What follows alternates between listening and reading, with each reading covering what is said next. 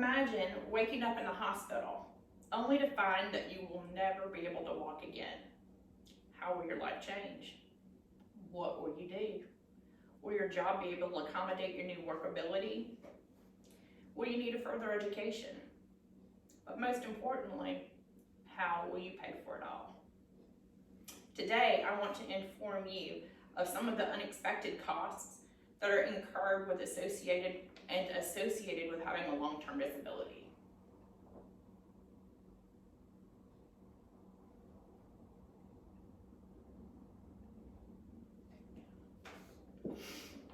These expenses include, but are not limited to, vehicles, wheelchairs, medically necessary equipment, doctor's copays, medicines, and wound care supplies.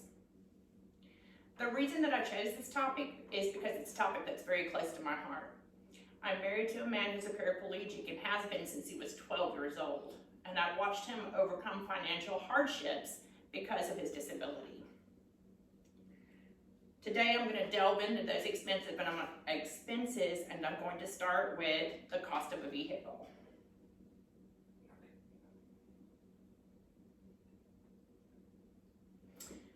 And an average Chevy Tahoe costs between $68,000 and $80,000. And I got that information from Chevrolet.com, and I accessed it on March 9th.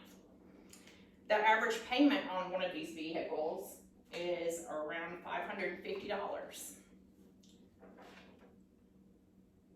A vehicle that is converted costs an additional $50,000. That information I got from atcconversions.com, and I also accessed it on 3/9. Let's move on to the next thing, transportation for their actual bodies instead of to get from place to place.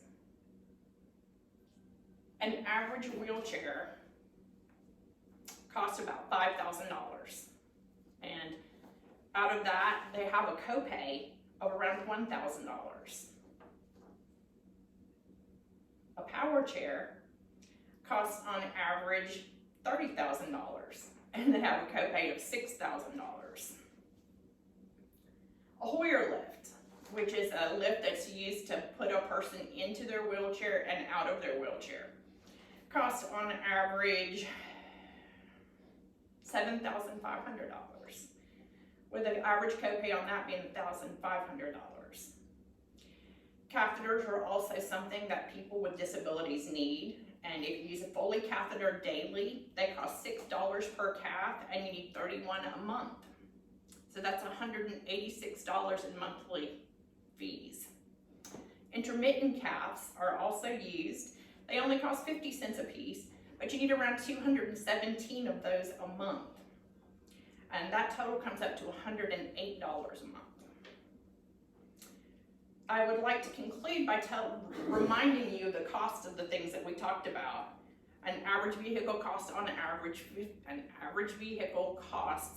around $50,000 more.